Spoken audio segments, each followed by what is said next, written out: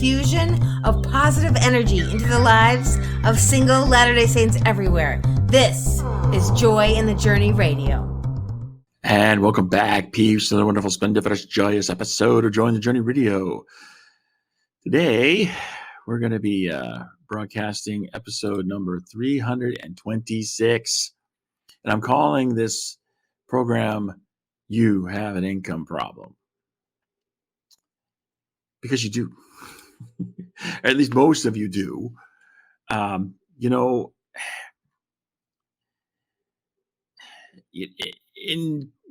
alignment with this 4-aspect model that I've been wanting to get everything into to do the program with, and if you don't know what I'm talking about with that, go back to the episode that I had at the beginning of the year, or maybe it was just before the beginning of the year. Anyway, it's the one where I talk about this is what we're going to do going forward for 2024, and we talk about the body. Okay, we're back talking about the body again. Well, the body is just everything connected with your physical body, and one of those areas of life. It's connected with how you connect with the physical world. Essentially, is the body, and one of those areas is finances. Now, it amazes me that so many people that are offering financial help focus on saving money. And I want to be very clear. I'm not against saving money. I think saving money is a wonderful thing. But the way it's treated in a lot of financial help literature is they approach it as this is the way that you actually enter a stage of prosperity. It's by being a better manager of what funds you have. But I've never known anyone to save their way into prosperity. I've known people who, were able to save money, and, over a length of time, they were able to accomplish a particular goal. They saved money so that they could buy a house. And granted that, that resembles an element of prosperity. But, when you think about the concept of thriving, and that's what we want to do here in the JJ Thrive Zone, I want to think about thriving. So, saving up for one event is not going to lead to the continual type of prosperity that we really need in order to thrive. And, there's a lot of freedom associated with having the funds to not worry about, what spending is. I mean, that's one of the key differences, I think, between people who continue to have a lot of money and people who don't continually have a lot of money is that, the well-to-do people are constantly looking for ways to increase their income. The not so well-to-do are continually looking for ways to spend what they have, to spend their money, right? So one's focused on spending, and a lot of the financial help literature is focused on basically keeping this crowd, because you're not going to save your way into prosperity, right? So when you're focused on, ways to save money, well, okay, every little bit helps. And I'm not against that. Again, I have no problem with people who want to save money. I routinely do things to save myself money, right? There's some things, I'm not going to buy, product X at store A because I can get a better price on product X at store B. So if I'm at store A, I don't buy product X because I know when I go to product B, I'll save money by buying it there. I do, those things I actually do. Okay. But, when I'm talking about when I'm looking at my financial health, my focus is not on, okay, how am I going to, scrimp and save, all these little pennies, they're going to add up. My focus is on how can I increase my revenue stream? Can I expand my current income streams? How do I make more money with the ways that I'm already making money? And how do I add additional ways to make money? How do I bring more in? The principal focus is on making it rain. I want to bring more in. And so a lot of people, I'm looking at this and thinking, because I used to be one of them until again, it's all about changing what's up here, Pete. We keep going back to this, but it's about changing your mindset. I think people who really thrive and are well off in the financial sense are typically those people who they're not focused on saving. They're not focused on how to spend their money. They're looking for ways to make money. They're looking to bring more in. And so that's why I'm calling this program, You Have an Income Problem, because that's really what's holding us back from having the financial freedom that we want to really thrive and have true prosperity. You want more of the cash. You want more of the cash flow. Well, you got to focus on, how do I get that cash flow? How do I bring that money in? There's got to be a way to make more money. So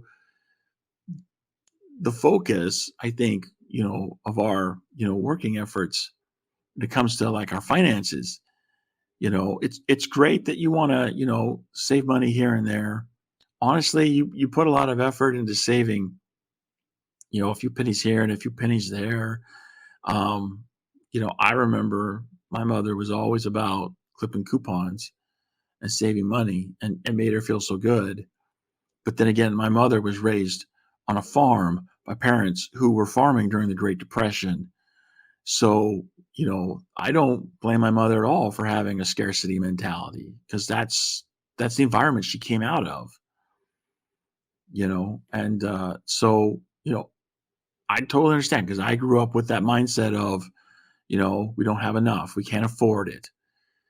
And yet, I've been able to make some changes in myself over time, to being out on my own and coming to a different realization that, what, you know, the reason why I don't have enough, the reason why I can't afford it, is because I don't have enough coming in, right? Once I get more coming in, then those problems go away.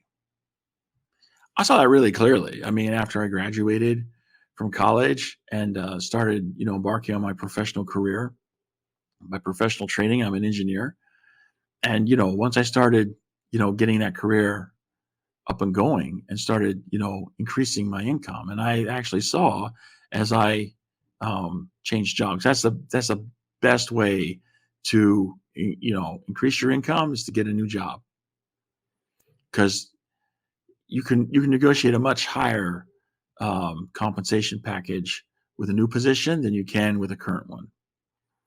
So, I experienced that.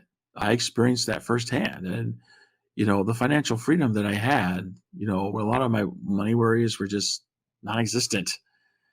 Of course, now I'm a starving student again. So I got lots of worries now. I'm back to where I started. It's all come full circle. But, it really drives in this point, from my own personal experience, that, okay, the problem is the income. And so a lot of us, I just think we need to take a step back, and we need to ask ourselves, if you're feeling financially strapped, or you're not feeling financially prosperous, you're not feeling as free as you want to feel because of this aspect of your life, the way to thrive is to change that.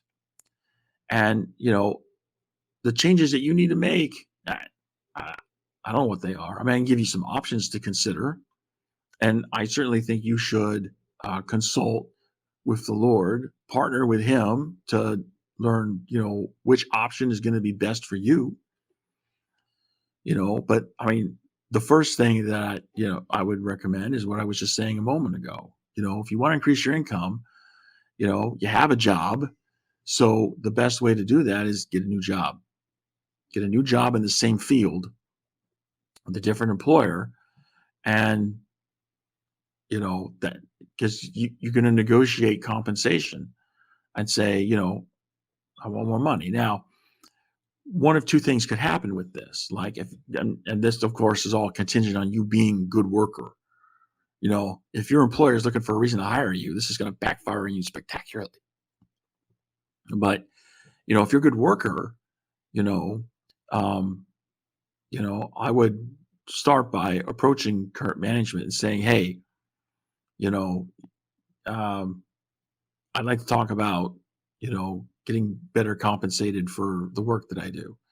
Start those negotiations up. Most people in management are going to resist that. They're not going to want to do that. And so, at that point, you just start looking for another position. Get your resume together, put your job applications out there and start networking. Networking is actually much more effective for finding new positions as opposed to just putting out random job applications. So I would, focus on building a network.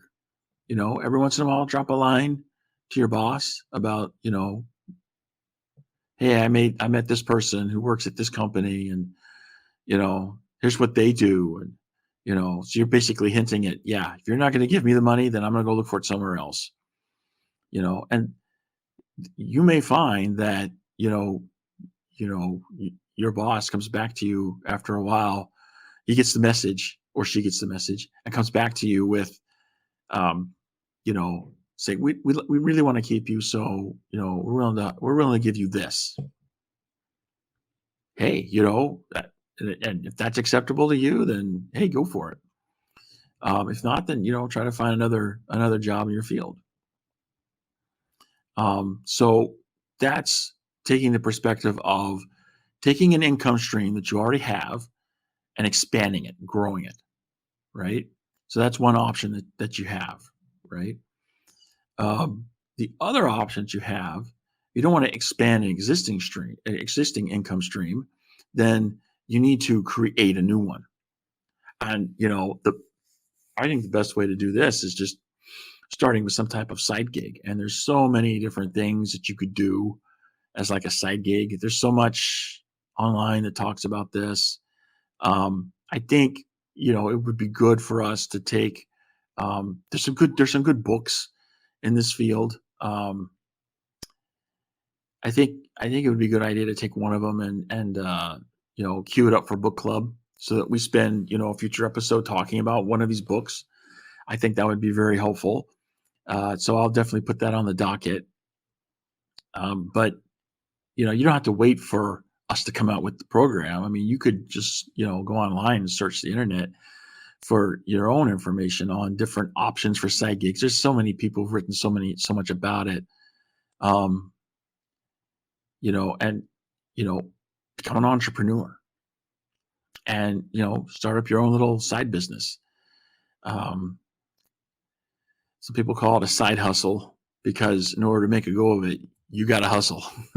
You really got to work. But I've done that.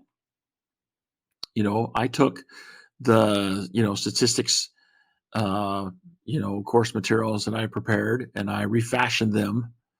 Okay, so I took the materials that I made for the class that I was teaching that I'm not teaching anymore, and once I stopped being an adjunct because I was coming back to school and starting my PhD program, I took those course materials that I prepared and I refashioned them with a new brand, and I just set it up, putting stuff up on YouTube, and they took off. COVID was a godsend for me because once COVID hit, all that learning went online, and so you had a ton of students who were just scouring the internet for anything that would help them, and they started finding my videos, and then they started spreading the word, and so they started signing up for the online course that I prepared, from those materials, and I started to bring in cash. And I wasn't, and to this day, I haven't done any advertising, any marketing. It's just all word of mouth from people who are just like so grateful for the help that I give them in the course with these materials that I created. And, it's in a lot of ways, it's truly passive income, and it's augmented, what I can actually bring in. So it grows my income. So, that's just an example from my own personal life. I mean, you find whatever, is going to work for you. Again, there's a lot of options for different side hustles, but give some thought. And again, partner with the Lord. You don't know what to do. I mean, just partner with him on that. Say, look, I'm trying to figure out what to do, help me understand. I find that some of the best ways that, for me, when I'm partnering with the Lord on a particular issue, is sometimes an idea will come into my head when I'm praying, and then I just treat that as his half of the conversation. So then I'll respond to that. Another idea will come, and it's like we are having a conversation about, whatever. I find that I need to have time to reflect, but I also need to have my eyes opened. There have been times when, the answer I'm looking for just, comes at me like a bus in the street. It just shows up, and so, and sometimes it comes as a result of the contemplation. Sometimes it comes while I'm having this dialogue in prayer. I haven't really experienced one set way. It's come in different ways, but the answer still comes. And so there's that. But whatever form that takes for you, I recommend, hey, engage with that. And, let it be something that, will help you to grow in your journey. Because ultimately, that's what we're really talking about here. Okay. We're not just talking about bringing in more money. We're talking about you growing as an individual, becoming a better person, becoming something more than what you were before. So yeah, if you're feeling strapped, then think about how can you be more? Because ultimately, the marketplace is going to value whatever it values. And so if you want to get paid more, you need to become more valuable. And when you become more valuable, then you'll get paid more. Right? So, and the way the money comes in, like I say, is through one or two means, right? You're either growing an existing stream and expanding it, or you're creating new streams to bring in money. And,